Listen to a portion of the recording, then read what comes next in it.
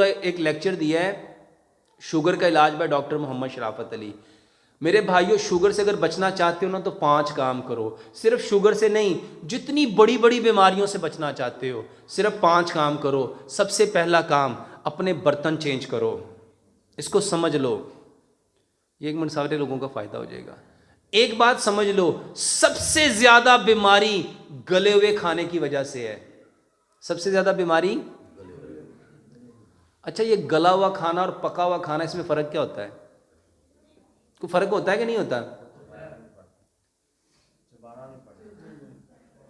एक सेब पका हुआ है, एक सेब गला हुआ है। बताओ, गला हुआ सेब आप खाओगे, आपको तो चबाना भी नहीं पड़ेगा, चम्मच से खा लो। खाएंगे? मेरे भाइयों को गला हुआ खाना पसंद करेगा? गला हुआ केला को खाना पसंद करेगा? लेकिन हम सारे लोग खाना कौन सा खाते हैं? मेरे भाइयों, इसको समझो, मट्टी के बर्तन में खाना धीरे धीरे पकता है। सिल्वर में, स्टील में, नॉन स्टिक में, टेफलॉन में, प्रेशर कुकर में खाना गलता है। और जितने लोगों को आज ये बीमारियां लगी हैं उसके पीछे सिर्फ एक वजह है कि सिर्फ आप लोग खाना कौन सा खा रहे हो। तो सबसे पहले अपने बर्तन बदल लो। और यकीन जानो, जिन लोगों ने बर्तन बदले हैं वो मुझे दुआएं देते हैं कि डॉक्टर साहब, जब से हमने हांडियाँ शुरू की हैं ना, ज़िंदगियों के जायके बदल गए हैं।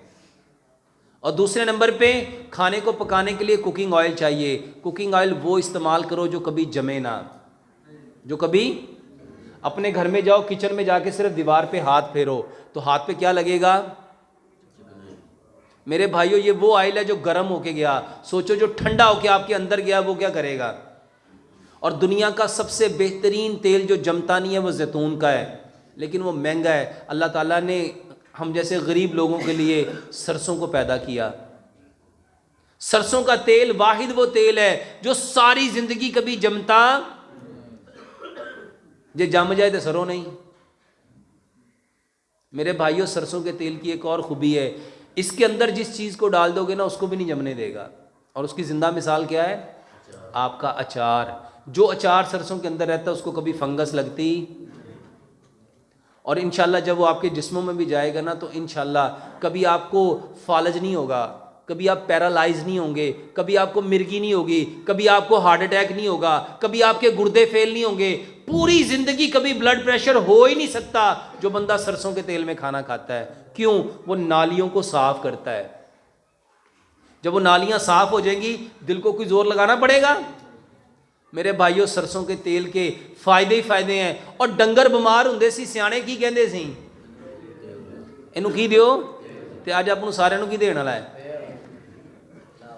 मेरे भाइयों, मट्टी के बर्तन, सरसों का तेल। मेरे भाइयों, एक बात मैं अक्सर लोगों को कहता हूँ, नमक बदलो, नमक बदलो।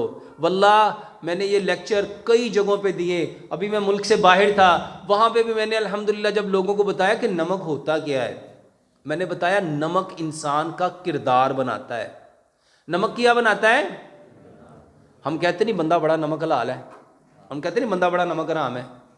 मेरे भाइयों, नमक जो है इंसान के करैक्टर को बिल्डअप करता है। हमें नमक वो लेना था जो मट्टी से आया था, और वो नमक आज पूरी दुनिया में सबसे बेहतरीन हमारे मुल्क पाकिस्तान का ख्योड़ा का नमक था, गुलाबी नमक, पिंक नमक, पिंक हिमालयन सॉल्ट। मेरे भाइयों, मैं लोगों को अक्सर बताता हूं, ये नमक जो पिंक हिमालयन सॉल्ट है, 90 ग्राम नमक $25.50 का बिकता है, 4000 रुपए का 90 ग्राम। और 90 ग्राम पता है कितना होता है? 2 छटाका तो 10 ग्राम घट, यानी 2 छटाका नमक कितने का बिकता है? 4000 रुपए का। तो 200 किलो कितने का होगा? 40,000 रुपए का 900 ग्राम। और हमारे यहाँ कितने का है? 10 रुपए किलो। तो अपने घर च केड़ा आंदा है? कौन सा आता है? जो जिसके अंदर फायदे ही फायदे हैं। जिसने हमारा किरदार बनाना था वो नमक हमने छोड़ दिया और हमने आयोडीन मिला नमक लाना शुरू कर दिया। मेरे भाइयों, पत्थर वाला नमक इस्तेमाल करो।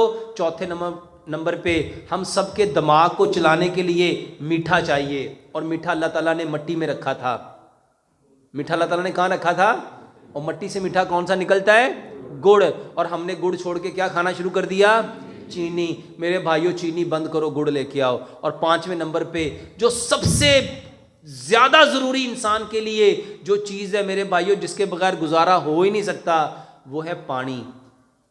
तो पानी हमें कौन सा पीना चाहिए था?